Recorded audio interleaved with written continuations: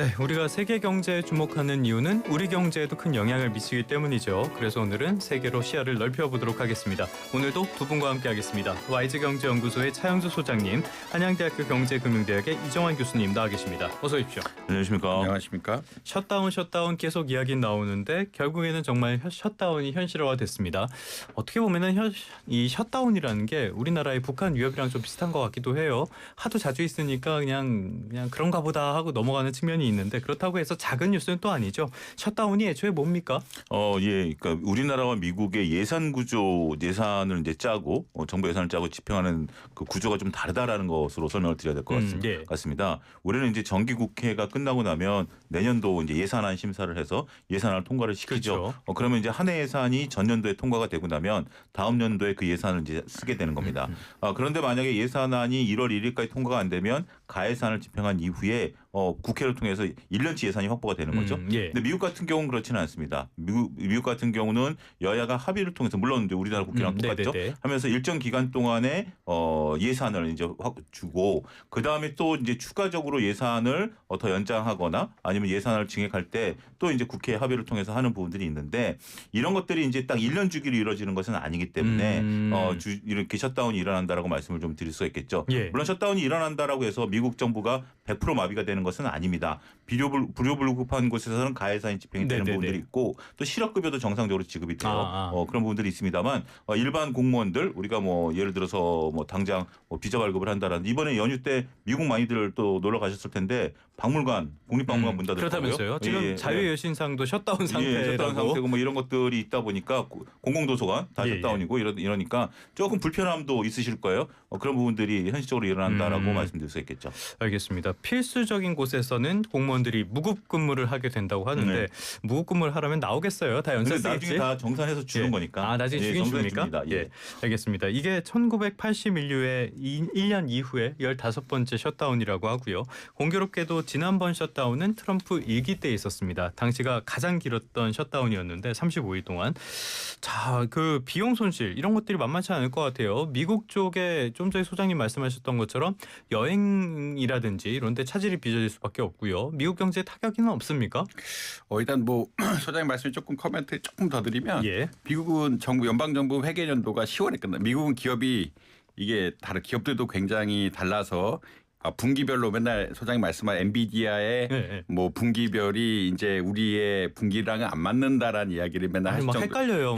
미국은 5월 달에 집행하는 데도 있고 그다음에 개인 기업들이 12월에 하는데 별로 없고 5월에 굉장히 많고 8월에도 많고 이게 되게 좀 복잡한 연방 정부도 1월이 아닙니다. 1월이 아니고 그래요? 10월 달에 그 9월 30일부터 10월 1일까지 10월 1일이 기점이 된 게 회계연도 시작이 그렇기 때문이라고 조금 코멘트 드릴 수 있을 것 같고요. 우리는 대부분 12월 아니면 3월이라서 좀 편한데. 저희는 12월 결산. 저희는 거의 모든 기업들이 12월 결산. 3월이 일본 스타일을 따라온 거고. 우리나라 금융회사 이런 데가 아직 3월 좀 하는 데가 있지 않나요? 근데 대부분 다 12월로 바꿨습니다. 12월로 옛날 얘기구나 이것도. 그러니까 10월이 그것 때문에 이제 좀 임팩트가 있다라는. 그러니까 10월 1일이 왜 10월 1일이라고 생각하는데 회계 연도가 집행이 그렇게 돼서 그렇고 예산안이 안 짜져서 이제 뭐 예산이 짜줘야 이제 돈을 집행을 할 수가 있는데 예산이 안 짜진 상태에서 돈을 못 집행할 수는 없는 일이라서 그렇다는 이야기라고 보시면 될 것 같고 지금 뭐 75만 명 공무원 무급 휴직 뭐 4억 달러 손실이라고 이야기하는데 2018년에 뭐 추산 한번 해보니까 그 분기 GDP가 한 0.4% 포인트 정도 떨어졌다라는. 그럼 금액으로 얼마나 됩니까? 금액으로는 사실 몇 조는 되겠네요. 충분히 될 정도로 저 이게 하도 억 달러 단위가 너무 커갖고 그렇게 얘기를 할 수가 있고 이번에는 뭐 하루에 일주일 쉬면 뭐 0.13포인트 떨어진다, 뭐 퍼센트 포인트 떨어진다, 뭐 이게 굉장히 수치가 다양합니다. 근데 이제 다만 이런 것들은 사실 임금이 체불이 돼서 그런 거긴 한데 임금이 또 받게 되면은 나중에 좀 해결되는 부분들이 있는데 지금 이슈가 되는 것 중 하나는 트럼프 대통령이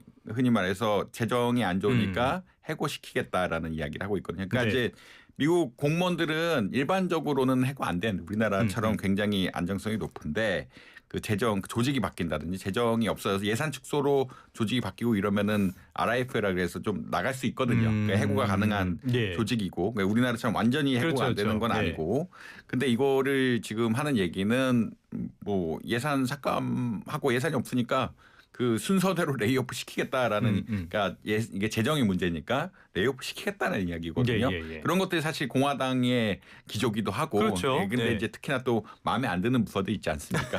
그러니까 글로벌리 활동하고 친환경 활동하고 네네네. 이런 부서들부터 날리지 않을까라는 또 우려도 있는 것이 사실이어서 이게 좀 문제가 된다. 그리고 이제 경제적으로도 아까 말씀드린 것처럼 그런 이슈들, 그러니까 이제 아무래도 그러니까 단기에 이런 행정망들이 마비가 되고, 그다음에 고용이 75만 명이 무급으로 가다 보니까 예. 이런 단기적인 경제적 손실뿐만 아니라 이제 이런 전반적인 레이오프, 그러니까 지금 트럼프 대통령이 강력하게 하는 것들은 이제 해고하겠다는 이야기거든요. 해고를 해버리겠다는 이야기이기 때문에 좀 이슈가 크다라는 이런 말씀드릴 수 있겠습니다. 요거를 조금 우리가 그 이유를 조금 다시 한번 다른 각도에서 예. 좀 보면 어제 이제 한 증권사 애널리스트 분하고 얘기를 하면서 이제 그분이 정리하는 걸 제가 봤는데요.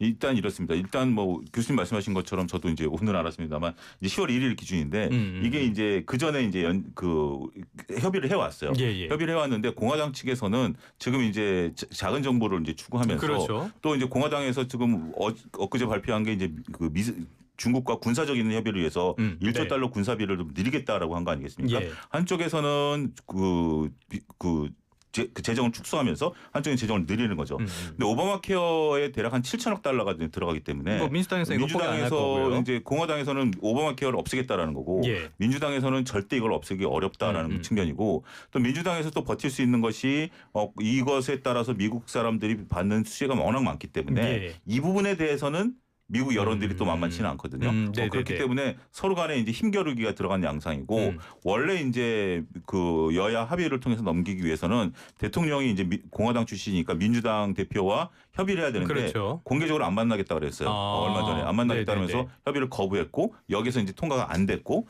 또 이제 우리가 어제 이제 우리나라 시간 새벽 1시 오후 1시 이전에 7주라도 연장을 하자. 임시 예산안. 공화당을 이제 얘기를 했습니다만 민주당은 이제 거부를 한 거죠. 그런 식으로 지금 현재 여야가 극심한 대립이 나타나면서 현재 지금 서로 간의 입장. 근데 어떻게 보면 가장 큰 핵심은 민주당 입장에서는 오바마 케어를 내줄 수 없다라는 그렇죠. 거. 그리고 여론의 네네. 지지를 얻고 있다라는 거. 트럼프 대통령은 자신이 일을 하기 위해서는 예산이 필요한데 예산을 이렇게 조절하는 과정에 있어서 그 예산을 끌어와야 된다라는 논리. 현재 이것이 지금 맞부딪히고 있기 때문에 쉽게 이것이 타결될 가능성에 예. 대해서는 조금 어렵게 보고 있는 것이 아니겠나 그렇게 말씀드리겠습니다. 임시 예산안 표결 결과를 보니까 딱 민주당 공화당 의석수처럼 나왔더라고요. 이런 극한 대립을 보여주는 것 같은데 뉴욕타임스도 그래서 이런 극한 대립, 대화와 타협이 없어진 극한 대립 때문에 이렇게 엉망진창이 됐다. 이거는 우리에게도 좀 시사하는 바가 많아 보입니다. 근데 말씀하신 것처럼 장기화될 가능성도 지금 충분히 있다. 그러면은 집권 여당 입장에서는 오히려 이게 더 부담이 될 텐데 지금 트럼프가 하는 거 보면 별로 안 그런 것 같아요. 민주당 지역구 예산 깎고 뭐 공무원 해고하겠다고 협박하고 트럼프는 왜 이러는 겁니까? 지금 뭐 기조란 게 있고요. 네네네. 행정부의 기조란 게 이제 사실 처음에 머스크가 들어와서 이제 흔히 말하는 도지를 만들어서 효율을 하겠다라는 네. 것이 일종의 실패로 돌아갔고 완전 실패죠. 근데 이제 그런 기본적인 철학이 있거든요. 너무 공화당 정부는 정부가 과대하면 안 되고 이런 것들이 세수의 문제가 되고 네. 특히나 눈에 차지하는 사업들이 너무 기후 산업 이런 거 눈에 차지하는 사업들이 많다 보니까 이번 계기를 좀 정리를 하겠다라는 입장인 것 같습니다. 어차피 안 하는 건 안 하는 거고 뭐 할 수 있다라는 이야기가 나로 뭐 좀 전에 또 이제 소장님과 얘기를 나눴는데 소장님 말씀하시기는 이제 아무래도 이게 야당이 협조를 안 해주는 모양새가 되는 것 같다라는 그런 얘기를 하거든요. 결국은 예산안이라는 게 야당이 협조해주면 바로 넘어가는 건데 불편이 끼쳐지면은 사실 정부가 행정부를 가지고 있는 거고 행정부에서 권한을 가지고 이렇게 하는 건데 야당이 반대해서 안 된다라는 입장이 좀 있을 수도 있고 지금 논리 자체도 그냥 깐다는 게 보다는 흔히 말하는 대의일지 모르겠지만 이민자들이 너무 많이 받고 있다. 그런 거거든요. 그러니까 뭐 근데 오바마 케어 그 부분은 불법 이민자들이 안 받는데. 안 받는다고 민주당의 그러니까 민주당 주장하는데 이쪽에서는 불법 이민자들이 너무 많이 받고 있다라는 명분으로 이게 실질인지 모르겠지만 명분으로 이야기를 하고 있어가지고 이게 싸움이 되고 트럼프 대통령 입장에서는 그렇게 손해 보는 거냐는 아닐 수도 있는 것 같다. 그러니까 장기화가 조금 35일보다 더 갈 네네네. 수도 있지 않느냐라는 의견들이 그러니까 2018년 35일 했는데 최장 기간 했는데 그거보다 더 갈 수도 있지 않을까라는 우려가 조금은 있긴 하다라는 말씀 드릴 수 있을 것 같아요. 알겠습니다. 이렇게 장기화가 길어지고 셧다운 문제가 생기면은 주식시장이 별로 안 좋은 소식 같은데 간밤에 다우하고 S&P 500은 또 사상 최고치를 기록을 했어요. 이거는 왜 그런 겁니까? 좋은 점 나쁜 점을 살펴보면 일단 나쁜 점은 우리가 이제 깜깜이가 돼버리는 겁니다. 각종 경제 지표가 발표가 안 돼버립니다. 아 그렇죠. 뭐 고용 지표도 안 나오고 그럴 거라면서요. 안 나오는데 그러다 보니까 이제 깜깜이로 이제 투자를 해야 되는 입장에서는 상당히 쉽지가 않은 거죠. 그리고 이제 올해 연준이 금리 인하를 한 차례 내지 두 차례 정도 더 할 것으로 보여지는데 그들이 어떤 판단 근거를 할 수 있는 것도 사라지게 되기 때문에 연준 입장에서도 금리 인하에 대한 어떤 부분들 따라서 객관적인 사실을 놓고 보면 굉장히 이제 셧다운이다라는 것은 각종 불편함을 초래할 수 있는 부분들이 있는 것 같아요. 그렇지만 이제 주식시장은 그 다음을 보고 있는 것 같아요. 그리고 더군다나 지금 주식시장에 있어서의 관점은 지금은 이제 고용을 그동안 봐왔는데 이제 고용 통계 안 나오죠. 고용 통계 안 나오지만 지금 이제 금리 인하의 방점을 찍고 있는 거거든요. 그러니까 어쨌든 이러한 불편함이 경기 둔화를 나타낼 거고 교수님 말씀하신 것처럼 경제 성장률을 둔화시킬 것은 자명한 사실이고 그러한 것들 때문에 금리 인하 기조가 빨라질 것이다. 그리고 또 하나 조태영 기자님 말씀하신 것처럼 이 또한 지나가리다. 이것이 이제 항구적으로 되는 부분들은 아니고 35일이 됐든 60일이 됐든 처음에야 뭐 지금은 뭐 서로 칼을 뽑았으니까 누가 먼저 무 자르기 전까지는 서로 칼 챙챙챙 소리가 나겠죠. 근데 시간이 갈수록 이제 그게 좀 무뎌지긴 하겠죠. 뭐 서로 지치겠죠. 지치는 거죠. 이제 그런 부분들을 좀 보고 있는 것 같고 또 이제 주식 시장에 있어서는 그거 외에 그래 니네들은 싸워라. 우리는 AI로 먹고 살겠다. 또 강력한 AI 모멘텀이 주식 시장을 좀 휘어잡고 있는 상황이기 때문에 오히려 조금 뭐 증권가에서 제가 이제 증권 방송도 많이 다닙니다만 그런 쪽에서는 우려가는 목소리가 있었음에도 불구하고 시장은 역시 현명하게 그리고 다른 쳐다볼 게 있으면 우리가 집안에 좀 우환이 있다 하더라도 다른 뭐 미래가 좀 보인다라면 그 우환이 묻히는 거 아니겠습니까? 그런 형국을 보이고 있는 것이 아니겠나. 그렇게 좀 말씀드릴 수 있겠습니다. 알겠습니다. 이 와중에 불안함이 좀 커지다 보니까 국제 금값 사상 최고치를 기록했다라는 소식도 들어와 있고요. 조금 전에 뭐 AI 모멘텀 말씀을 해주셨는데 이거는 2부에서 조금 더 알아보도록 할게요. 자 그러다 보니까 지금 10월 FOMC 이쪽 금리 인하 전망을 보니까 금리 인하 100%로 지금 나오고 있거든요. 거의 뭐 내릴 수밖에 없는 상황이 됐을 것이다. 이렇게 보는 기조가 강한 것 같습니다. 이거 트럼프가 금리 인하하려고 유도한 거 아니에요? 약간 음모론 같긴 하지만 그리고 민간 고용 지표가 사실 좀 잘 안 나왔고 아직 안 나왔죠.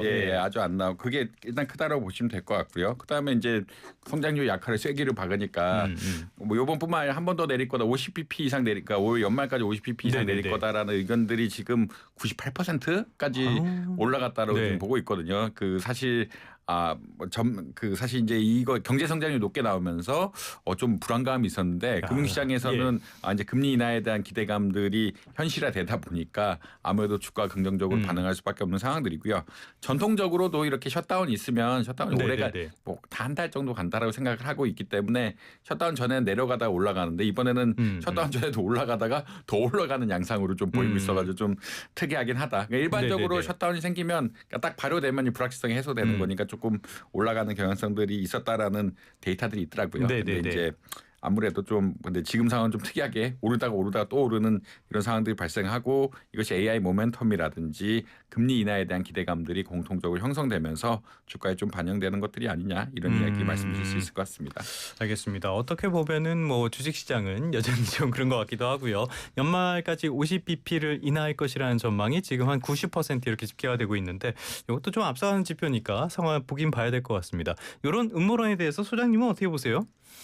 글쎄요. 이제 전체적으로 시장은 우리가 그 지금 시장에 있어서는 어떤 새로운 것보다는 기존의 어떤 흐름들이 좀 이어지는 부분들로 자리매김했다라고 좀 봐야 될 것 같아요. 근데 시장이 지금 이제 AI 모멘텀이라는 부분들이 이제 새롭게 이제 나타나는 부분들이 있다라는 부분들로 우리가 정리가 된다라면 뭐 어떤 뭐 음모론이라든지 뭐 다양한 부분들에 대한 것들은 크게 신경 쓸 필요는 없지 않겠는가 이렇게 정리할 수 있겠습니다. 알겠습니다. 그래서 끝으로 결론적으로 이걸 좀 여쭤보도록 할게요. 두 분께 다 여쭤보려고 그러는데 먼저 교수님 길어지면은 누가 더 손해입니까? 트럼프입니까? 민주당입니까?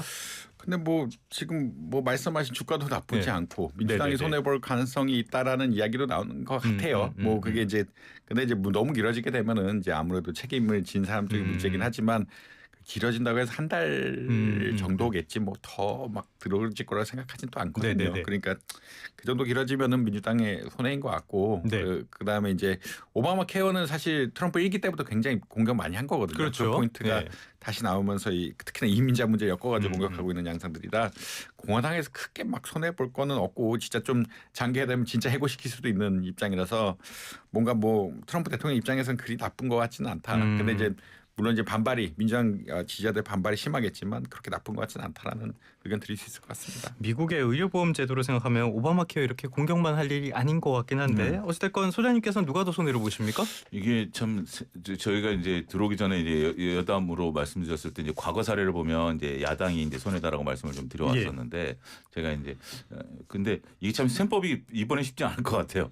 저도 이제 생각을 해보면 이 오바마 케어라는 것이 아무래도 공화당 지지자들도 이 수혜를 보고 있는 많이 입장이죠. 보고 있죠. 수혜를 보고 있는 거고 이 만약에 오바마 케어가 없어지게 된다라면 다 이제 네. 극심한 사보험으로 이제 100% 다 내야 되는 부분들이기 때문에 그리고 이제 트럼프 대통령 입장에서도 입지가 흔들릴 수밖에 없는 그런 부분들이라 저는 오히려 모두에게 피해를 상처만 남기고 끝날 가능성이 있다. 아, 네네네. 그리고 시간을 끌면 끌수록 지금 트럼프 대통령이 점점 초반에 그 강경책에서 이게 흔들리고 있는 타코니까. 타코니까 이제 흔들리고 있는 부분들이 나타나기 때문에 그리고 길게 끌면 결국은 저는 그 분열을 어디서 보냐면 국채 시장에서 먼저 네네네. 나타날 조짐이 있다. 지금 금값이 움직이지만 그렇죠, 비트코인은 안 움직이거든요. 그러니까 이제 금과 비트코인은 일단 논외를 쳐야 될 것 같고 오히려 시장이 장기 금리의 변동성을 주면서 니네 빨리 협의를 해라라고 네. 얘기를 할 것 같아요. 근데 만약에 시장이 흔들어대면 공화당이 좀 안 좋을 수도 있는 거고 참 지금은 어렵네요. 어려운 네. 것 같아요. 진짜 누가 딱 진짜 뭐 딱 잘라가지고 누가 이익을 봅니다. 교수님도 정확히 말씀 못하시는 것처럼 저도 진짜 딱 누가 이익을 봅니다. 손해를 봅니다. 이렇게 보기에는 지금은 답을 구하기 좀 어려울 것 같습니다. 신용평가사에서는 뭐 코멘트가 없습니까? 아직은 일단은 좀 이제 지켜봐야죠. 보통 이제 지난번에도 제가 알기로는 좀 시간이 지나고 나서 뭐 한 보름이나 20일 정도 지나고 나서 이렇게 압박을 하는 거죠. 이럴 수도 있다라고 네네네네. 압박을 하는 거기 때문에 먼저 채권 금리가 움직이겠죠. 그게 움직이기 전까지는 그러니까 추석 연휴 때 그 시청자 여러분들께서는 뭐 미국 증시 매일매일 보시겠지만 장기 금리가 어떻게 움직이는지 미국 국채 그것도 한번 체크해 보시면 좋은 포인트가 되지 않을까 싶습니다. 그러다 보니까 요즘 우리나라 투자자들도 채권 이쪽에 관심을 많이 갖는 것 같습니다. 근데 채권은 참 어려운 시장이니까요. 적당히. 알겠습니다. 1부 여기서 마무리하고요. 잠시 뒤에 2부로 이어가도록 하겠습니다. 온도와 습도를 항상 일정하게 유지